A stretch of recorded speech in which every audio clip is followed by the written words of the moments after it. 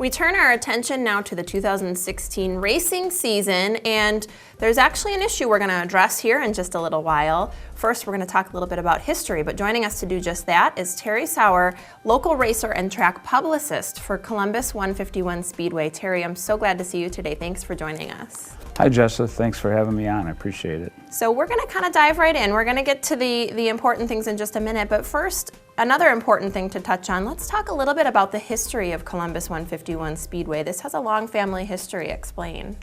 The 151 Speedway is a quarter-mile asphalt track located between Columbus and Sun Prairie, just off Highway 151 on Crouse Road. It's settled in a natural amphitheater setting.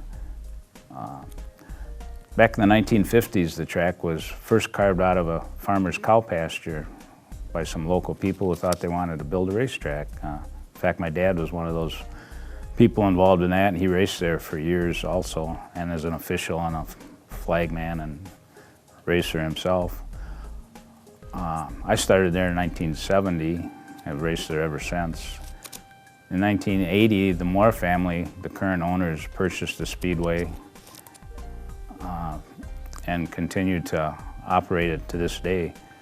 Dick, the father, passed away in 1996, and his wife Shirley and her four children have continued carrying on the Speedway tradition. So this has a long-standing history, and your involvement goes back a ways as well, as both a racer and, of course, now the track publicist as well. Let's get to this issue involving the Speedway and MATC. Explain this if you would. In December of 2014, the Shirley Moore and MATC entered into an agreement for the college to purchase the property. During that, a couple months to follow there, the family decided that they'd changed their mind. They wanted to keep the property and maintain the racetrack.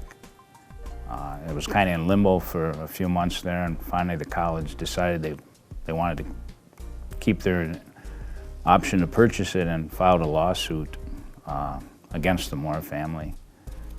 And so we're almost running out of time, but I want to make sure that we touch on, one, where the legal process is now, and who would closing the Speedway specifically affect? On November 18th, there was a hearing for the lawsuit in the Columbia County Courthouse. Both parties were there, of course, and the judge listened to them and said he would make a decision sometime after the first of the year. And so who do you think is the biggest, at risk the most for losing the Speedway? The local racers, the fans, the area businesses. It's a family-orientated sport, and that track especially. With I've had racers come up to me over the last few months, some are almost in tears, just can't believe that the track is might possibly go away. Yeah. And then, thanking me and everybody for their effort in trying to save it. Well, yeah, we appreciate your reporting on it. Sorry, the time goes just so quickly, Terry. It's a big issue. We wish we had more time to cover it, but we'll certainly check back with you and see how this pans out throughout the 2016 racing season and what the courts decide. Thank you so much. This is Terry from Columbus 151 Speedway. We wish you the best of luck. Thanks for having me on, and hopefully we'll see you this 2016 race season. Agreed. We're going to be right back with the sports news after the break, so stick around.